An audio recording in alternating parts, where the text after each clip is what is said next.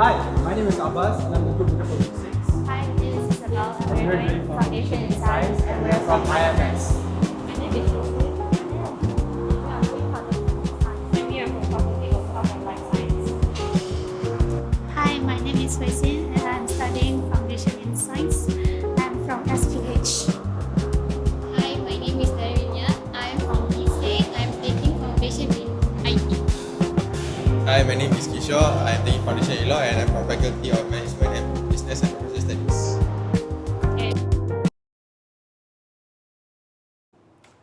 Okay, so mid-semester exam is around the corner, guys.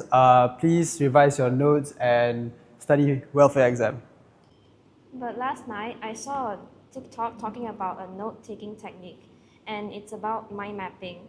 I think mind maps are particularly useful when a topic contains many connected ideas. Instead of writing everything in a long list, you can start with the main topic in the center and branch out into important concepts, examples, and relationships.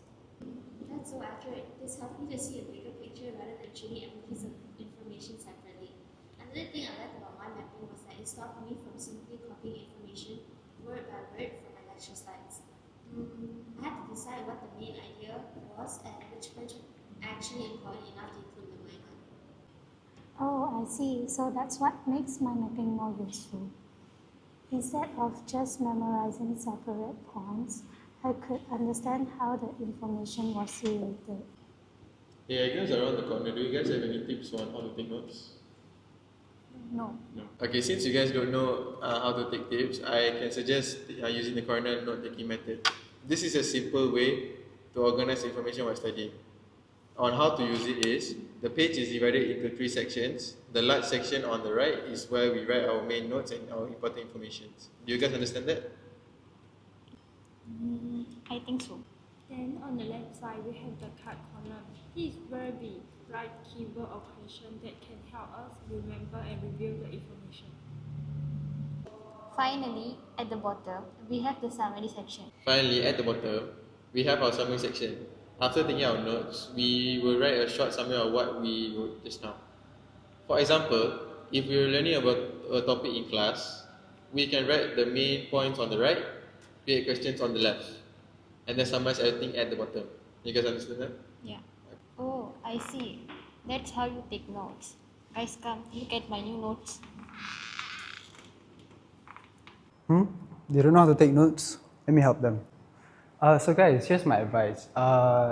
Another note-taking strategy that I used, when I was in class learning like you guys, was the outline method. Actually, instead of writing information randomly, I organized my notes using main topics, subtopics, and supporting details. This helped me separate the most important ideas from the smaller details and made my notes easier to review later on. Other than that, it was especially useful when the lecturer covered a lot of information because I could clearly see how each point was connected to the main topic. So I hope you guys will take in my advice. And does everybody understand?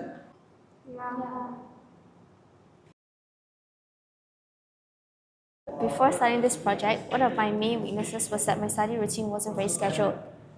I would sometimes make a long list of things that I want to accomplish, but I realized that I often plan based on how much I want to finish rather than how much I could realistically complete. To improve this, I planned my study planner by breaking down my workload into smaller and more manageable tasks. Instead of filling each day with too many things, I considered my actual class schedules, available time, and energy before deciding what to study. I also prioritized tasks based on their importance and gave myself specific study periods rather than just writing down a long list. One of the main problems I face when studying is procrastination. I often put off studying until the last minute, which makes me feel stressed and rushed. To solve this problem, after attending my lecture, I learned about a time management technique called the Pomodoro technique. I then create my study schedule based on this technique by studying in focus sessions with short breaks in between. This helps me stay focused and manage my time better. Okay, hi, my name is Kishore, and my studying problems is that I used to study mostly at night, and that doesn't work out for me because during the night time I feel mostly sleepy and I won't focus on my studies. and I'll usually end up just closing the book and going to bed early. And as a solution, I created a daily planner. Yeah, and in the planner, I have changed my studying routine from nighttime to morning so that I feel fresh. It's because once I wake up, I shower, then I feel fresh for the day. Like I'm started for the day, and I start the day by studying so that I don't feel tired and I can actually focus on what I'm going to study. And that's all from me. So 3 plus 3 is 6. That's how many years I'll be spending in MSU. So before this, I had trouble balancing my daily exercise, sports training, my effective studying, and personal time. So I implemented a new planner, which is this, to help me balance all this so that I can continue my active workouts and exercise while maintaining a good academic grade. I have arranged it so that I have a lot of time to study as well as ample time to enjoy my personal activities and my sports training. That's all from me. One of my biggest problems was perfectionism. I kept delaying my work because I wanted everything to be perfect before I even start. To overcome my perfectionism and procrastination, I created a weekly study planner using the Pomodoro technique.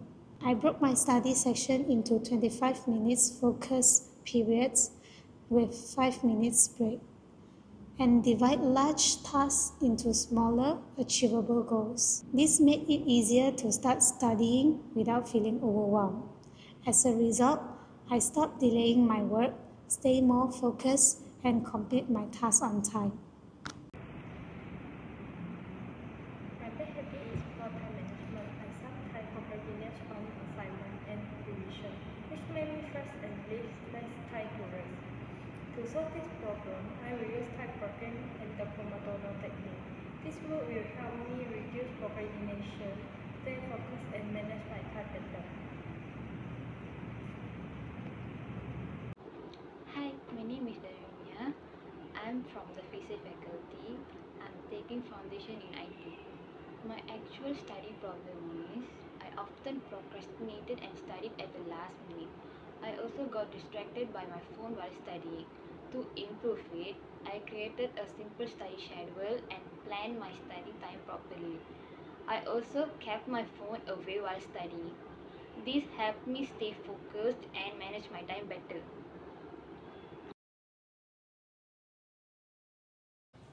Yo, Kishore, Yo, you know what I learned in class just now? what?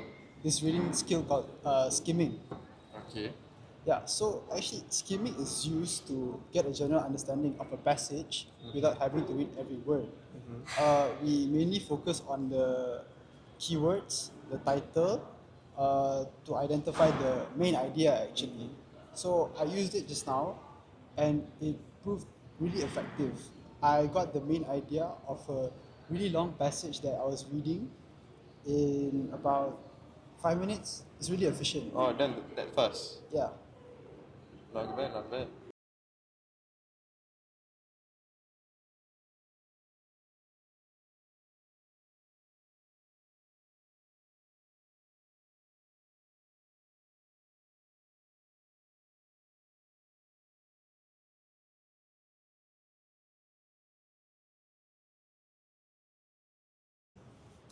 Wait, even I found out about a new technique recently. I like skimming. I found out about scanning. Scanning is where you read a paragraph, you highlight all the details quickly so that you get the information out quickly from the paragraph. But how you do this is you find for particular keywords, details, or numbers in the paragraph so that you get your idea of what you need to memorize and what you need to study about.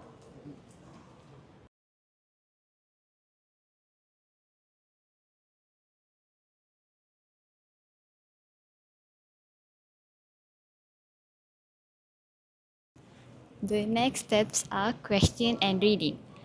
First, we create a question to give us a purpose for reading. Then, we read the passage carefully to find information that answers our question.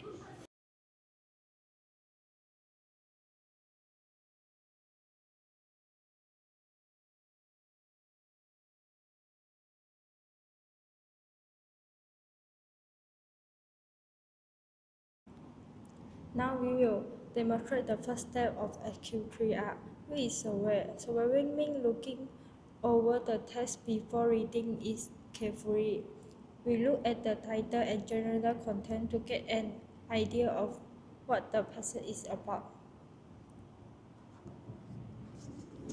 The fourth step is recite. After reading, we close the passage and record important information using our own words. This helps us to check whether we actually remember what we have read.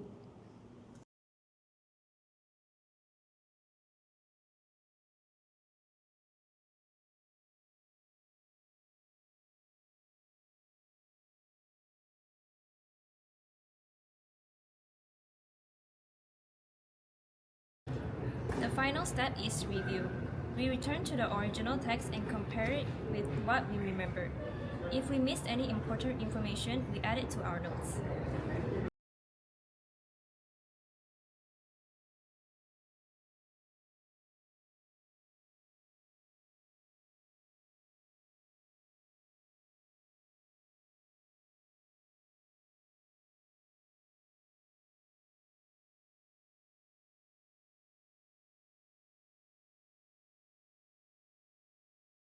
Overall, this 5 weeks of studying has helped me realize that effective studying isn't about only finding one technique.